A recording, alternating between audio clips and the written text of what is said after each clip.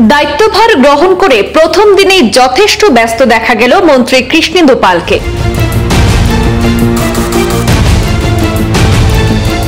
বিভাগীয় আধিকারিকদের সংবর্ধনায় ভাসলেন নবনিযুক্ত মন্ত্রী কৃষ্ণেন্দু পাল। নিজের বিভাগের আধিকারিকদের সাথে গুরুত্বপূর্ণ বৈঠকে দেখা গেল কৃষ্ণেন্দু পালকে। আজ আসামের নবনিযুক্ত পূর্ত, মিন এবং পশুপালন দপ্তরের মন্ত্রী কৃষ্ণেন্দু পাল গুয়াহাটিস্থিত আসামের পশুপালন ও পশু চিকিৎসা সঞ্চালকের অফিসে উপস্থিত হন। সেখানে মন্ত্রীকে বিভাগের পক্ষ থেকে উষ্ণ অভ্যর্থনা জানানো হয়। বিভাগীয় আধিকারিকদের সাথে একটি বৈঠক করে বিভাগের বিস্তারিত বিষয় নিয়ে আলোচনা করেন মন্ত্রী কৃষ্ণেন্দু পাল। এই বৈঠকে উপস্থিত ছিলেন অনিল চন্দ্র দেউরি, AH ভেটেরিনারি এবং পশুপালন উন্নয়ন দপ্তরের ডিরেক্টর পাঞ্চালী কার্তিক।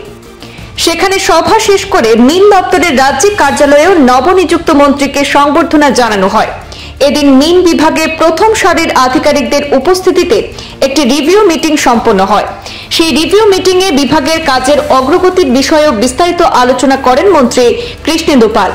তাছাড়া মন্ত্রী কৃষ্ণেন্দু পাল ফিশ ফেডের আধিকারিকদের সাথেও এদিন ফিশারি বিভাগের উন্নয়ন নিয়ে বিস্তারিত আলোচনা করেন।